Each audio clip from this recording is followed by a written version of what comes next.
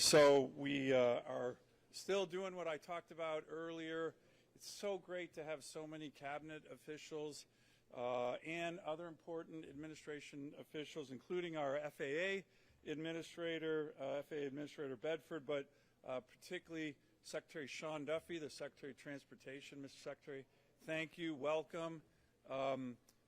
As I mentioned, you know, what's really, really important, and I think these gentlemen would attest to it, you can hear about Alaska, hear about our challenges, but when you come up here and see it firsthand, it makes a huge difference. So I want to thank Secretary Duffy in particular from day one in his position as Secretary of Transportation. He has been a huge partner for Alaska, and I mean huge partner for Alaska.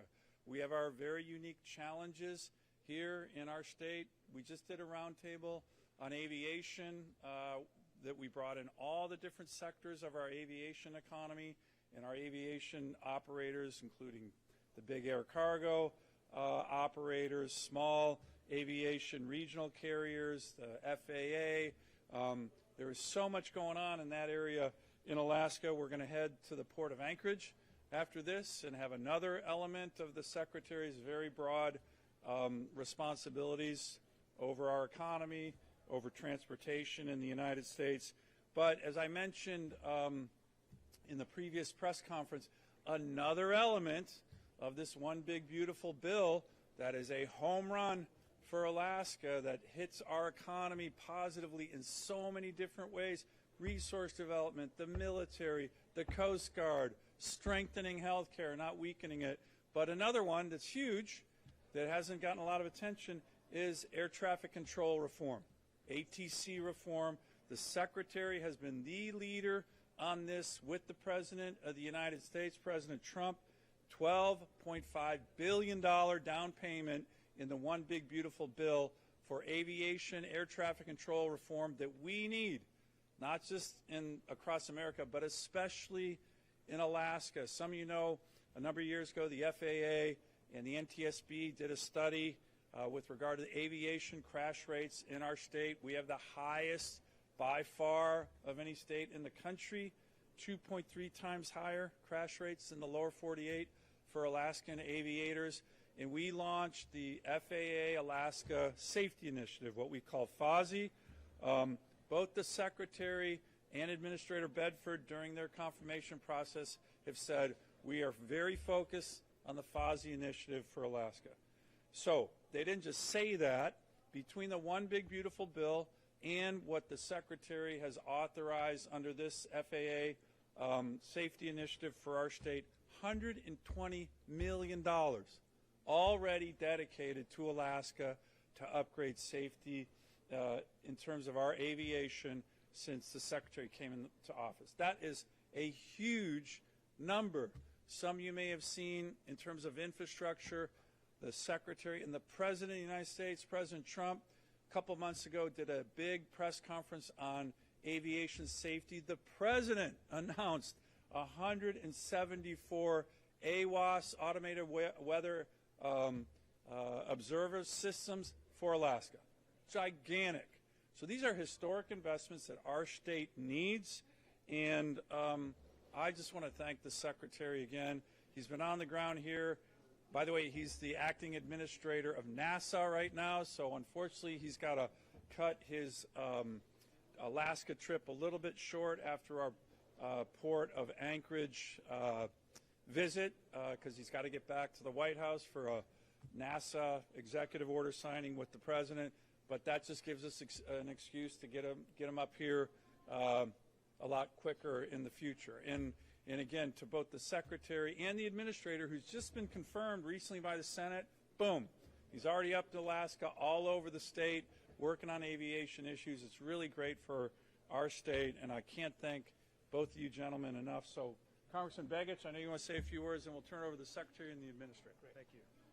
Thank you, Senator, and thank you for your continuing commitment to ensure that executives in the administration come to Alaska and see what makes us so unique. 82% of Alaska's communities are not connected to the road system. They rely on safe and reliable transportation in the air and by sea where applicable. And it's so important for us to make sure that we are making those kinds of investments in Alaskans' safety as they rely on these systems for food and transportation and medicine and emergency services. And that is what has been prioritized in the One Big Beautiful Bill Act. We have resources that we need to upgrade critical infrastructure, to upgrade our FAA systems. $12.5 billion is a major down payment on upgrading those key systems that have been antiquated for quite some time. So it's very exciting to welcome you here, Secretary and Administrator, to Alaska. Thank you for making the trip up here to see in person what the challenges and opportunities of our state are. And certainly what we have seen and what we've experienced over many years is that that Alaska, while we do have challenges, there's an opportunity to innovate here like very few places in the United States, maybe nowhere else in the United States. And so while we have challenges, this is a great place for us to experiment and learn and develop new processes and systems that can be scaled and rolled out for the benefit of all Americans. So thank you for being here, and we're excited to hear from you. Great. All right, listen, it's great to be in Alaska. Just a quick side note, as you're nominated by the president as a secretary, you go around and talk to Republicans and Democrats in the Senate. You introduce yourself, and they'll ask you questions, and you'll talk about philosophy. And as the nominee, you don't want to answer their questions about philosophy because you're not confirmed yet, so you don't really answer those questions. But I'll just tell you that I had never met Senator Sullivan before. And one of the first things he asked me is, if confirmed, do I promise to come to Alaska? To which, by the way, is not a hard ask. It was an easy yes. Of course, I'll come to Alaska. The last time I was here was in 1994. I did lumberjack competitions and exhibitions. And so I was is it Palmer? Is that where the state fair is at? Yep. So I did the state fair in Palmer, and then traveled with my mom around the state, and I hadn't been back since. Became a huge fan of Hobo Jim. Saw him when he was here. Sorry for his passing. Yeah. I actually sang a few of the songs. You did. To the senator, give me a little cred. You had me at yes with Hobo Jim. Right. But listen, I'm happy to be here, honored to be here. And I think it's so important to recognize that, again, the rates of aviation crashes and aviation fatalities in Alaska are unacceptable. Right. And I think for too long, the lower 48, and specifically the swamp in Washington, D.C., hasn't heard the plea from Alaska for more help. And really it is, we need better technology. We need some investments in a state where 82% of our communities can't be reached by road. And so if we're going to bring people and supplies and services into our communities, we use aviation, and we need it to be safer. And so that message has been heard loud and clear from your delegation, $120 million up front. But I want to be clear, that's not it. We're going to need $31.5 billion to complete our whole nationwide upgrade to the air traffic control system. We got a historic investment. Never happened. $12.5 billion from the Big Beautiful Bill. And that's for across the national airspace. This is a lot of the technology that's going to improve the safety in the airspace. And also it's going to eventually help with the efficiency. Maybe that's not as, but it will actually, here in Anchorage, it's a huge deal with the efficiency side of using the airspace, using it well and using it safely. So I couldn't be more honored to be here with the administrator and with 2/3 of your delegation to start this process of spending this money well. And I would just note that in a state that some people think that you're just their playground, this administration doesn't see you as their playground. They see you as a state that deserves respect, a state that deserves investment, and you get that, I think, with a team that fights their heart out for you every single day. So the message is loud and clear. And just if I could just say another, the senator and I exchanged cell phone numbers when we first met, and it is a two-way street. when you need something that I need to be aware of, you reach out, text, and call. And by the way, when I need the Senate to move on certain things, one of the first calls that I make is to Senator Sullivan. And so I appreciate his partnership and friendship in the fight that he has for Alaska. As he mentioned, I have to go home tonight. There's something happening at the White House that I have to be at. But I promise I'm going to be back up. I want to get to Nome, and I want to get to Fairbanks. I want to get to Ketchikan and other places throughout the state. And so I commit to coming back. And again, it's not a hard ask. I appreciate it. He's going to come back when it's 40 below zero. Maybe not 40 below. And maybe we'll want to have daylight the next time I come back too. So maybe not January. But I'm looking forward to it. And so I'm excited to be here. And I want you all to understand that we see you, we hear you. We are going to work with you to make sure you get the upgrades that are necessary to radically improve the safety in aviation in Alaska. We're also going to talk about Portsville later today as well. Also critically important for your economy. So honored to be here. Thank you both, Nick and Dan, for your friendship and partnership. And with that, I couldn't have a better teammate at the FAA who's been leading the charge in a profound way where the reforms are needed. And again, he stepped in just recently and is running wild in a positive way and just done a great job. So let me introduce our FAA administrator to say a few comments.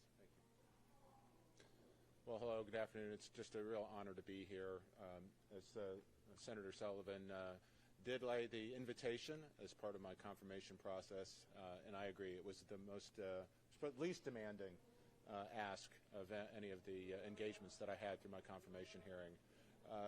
Of course, everybody believes Alaska is unique, but that becomes a little rote. People just, Alaska is unique, like it's some enigma, an unsolvable problem. But what we do have up here is very innovative people, people that want to find solutions to real problems. I look forward leading the FAA in a way that will be a responsible partner and a helpful, innovative agent to unlock some of the opportunities that are here, not the least of which will be what we've seen in the President and Secretary's push on beyond visual line of sight for drone usage, which I think could really be critical technology to utilize in remote villages, life-saving medical opportunities and delivery of essential goods, taking sort of the human element out of that, and when weather doesn't cooperate, drones can continue to fly through those. So again, here's some really neat opportunities for us to experiment with technology in this state, do it in a way that's useful to its residents, and then take that learning and bring it down to the lower 48. So again, I do look forward to working with my colleagues here in Anchorage with the FAA on finding responsible ways that we can move the bar on safety without, bringing too much headwind, to commerce up here. So we want to find that right balance between safety and innovation and making sure we're unlocking the opportunity for residents here to continue to prosper. Questions? Thank you. One question for Albert, please, and your name, state your name and organization you're with. We're running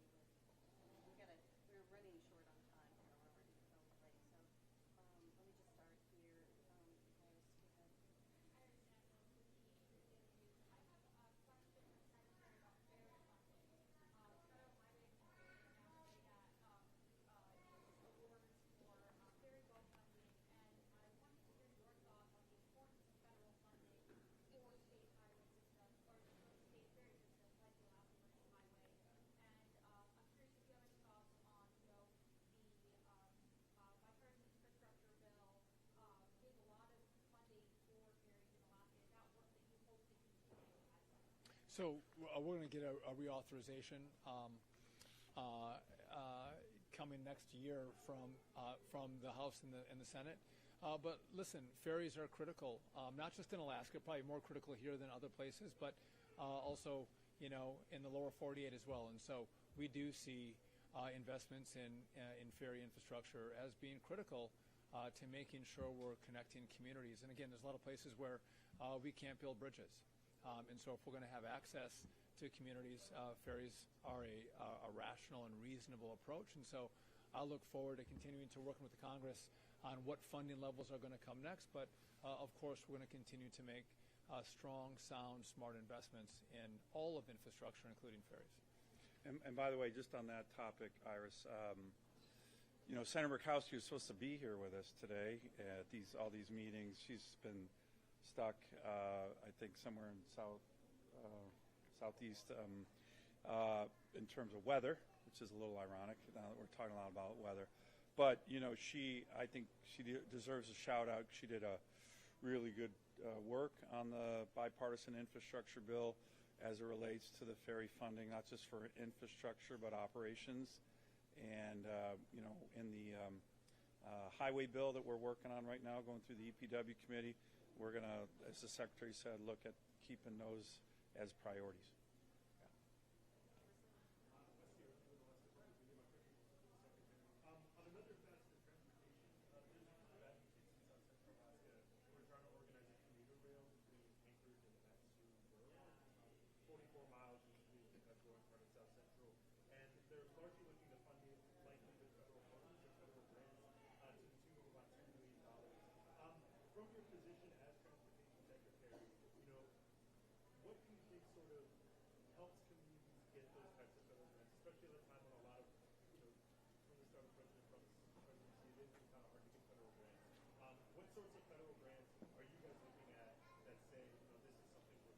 So just a correction of the record.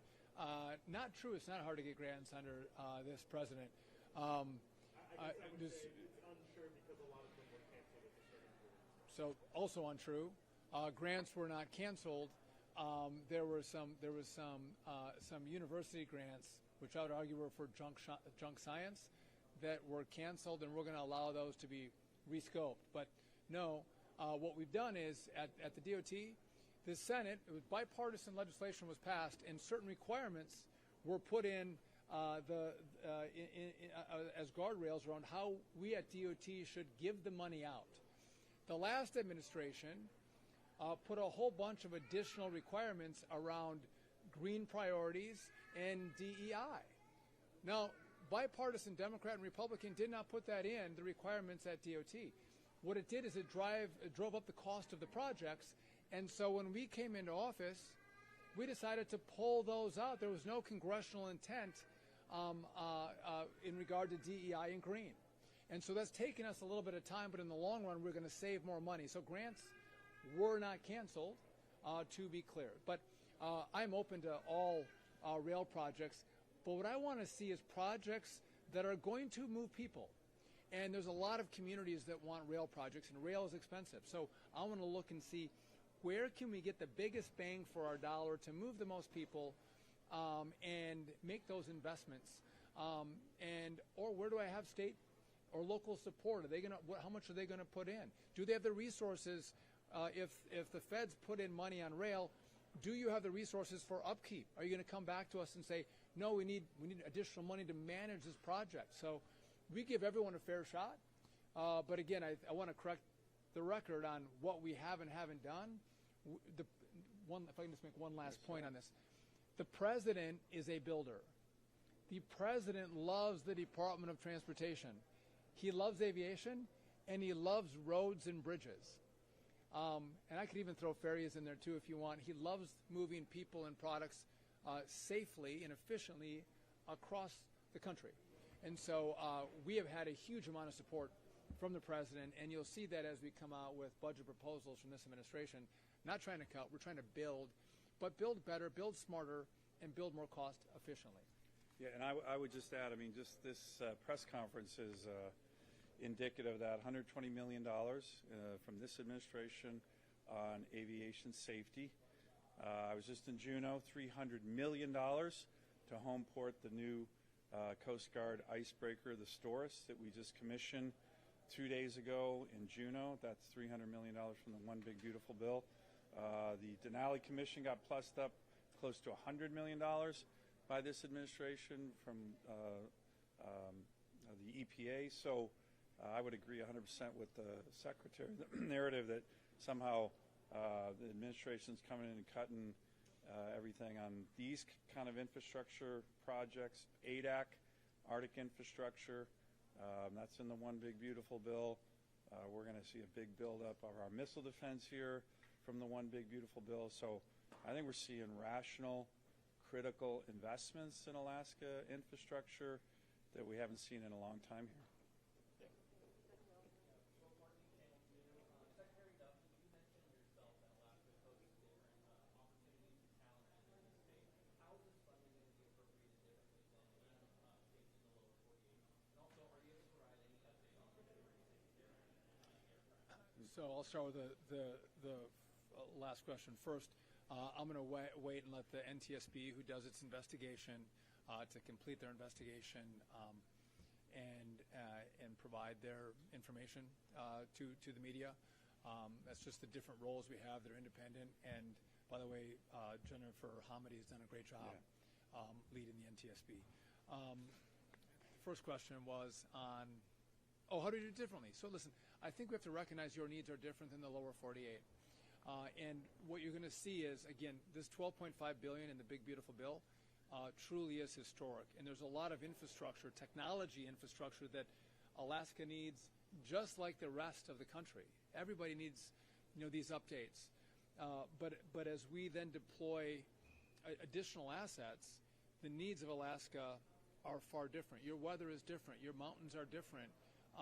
The telecom can be difficult and different in Alaska, and so we have to take you where you're at, not where we want you to be, to make sure we give you the resources to safely provide information to pilots to navigate what is so unique in Alaska. And I don't know if you want to say anything on that, Bryan, but that's we're going to take you where you're at, not where someone might hope you should or could be. I think the best example of that is the use of Starlink. So it's really difficult, that last mile of copper wire that we're dealing, and this is a problem across the NAS, not just in Alaska, but it is a unique challenge in Alaska because there are places we simply don't have copper wiring switches. There's nothing. So the power continuity, how we're thinking about, and the team is looking at, wind and solar as a way to battery backup devices that we have out there. Just anything we can think of that innovates ways that we can bring reliability, as well as solve some of these communication challenges. But that is different and unique about what we're doing up here than what we're doing at other places, including how we regulate it, surveil it, maintain it. So all of those things are unique about the Alaska opportunity. And I'll just add to that, in the FAA reauthorization bill from last year, we did get a whole section on the FAA Alaska Safety Initiative, the FASI initiative. So that's authorized in the law, but as you guys know, it's one thing to authorize money. It's another thing to get the money appropriated. The secretary comes into office and, calls me a couple different times saying, hey, we're going to put $25 million and another, I think it's 15 up to 40 million into that now, right away, real money. And then called me another time saying we have additional funding that we can apply to connecting the FAA terminals through, as the administrator said, through Starlink, which is going to be very helpful in Alaska. So we're going to put some additional money into that. So these guys are looking at our challenges and they're looking at ways to help, and they're doing it. And it's very much appreciated because, to your point, there's a lot of demands all over the country, but they're acting with a sense of urgency on bringing down our crash rates, bringing down our fatality rates, and the fact that they're both up here so early in their tenure is also another indication of their focus and on safety in Alaska, and we very much appreciate it. Okay. All right. Thanks, everybody. Appreciate it. Thanks for having us. Okay. Appreciate it. Okay. Thank you. See you at the